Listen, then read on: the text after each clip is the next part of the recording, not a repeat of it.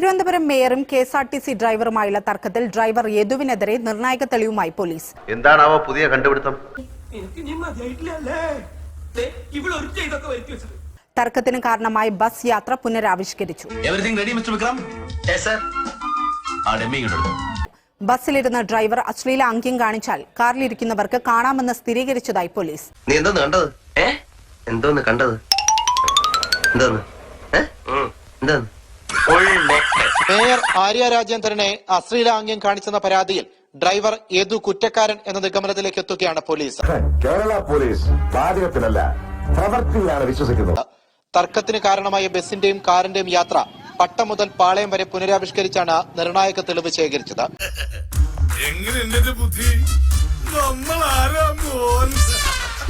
മേയറും സംഘവും സഞ്ചരിച്ച അതേ കാറും യദു ഓടിച്ച അതേ മോഡൽ ബസ്സും ഉപയോഗിച്ച് സംഭവം നടന്ന അതേ രാത്രി സമയത്തായിരുന്നു പുനരാവിഷ്കാരം.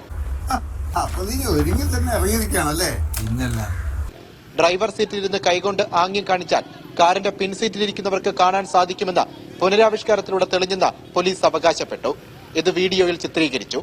ഇതോടെ യദുവിനെതിരെ കുറ്റപത്രം നൽകാനുള്ള തെളിവുകളായെന്നാണ് പോലീസിന്റെ വിലയിരുത്തൽ. ഈ നാട് നന്നാവണമെങ്കിൽ ആദ്യം ഭരണവർഗം നന്നാവണം, പിന്നെ പോലീസുകാർ നന്നാവണം. സത്യമാണെങ്കിലും എനിക്ക് അംഗീകരിക്കാൻ പറ്റുമോ?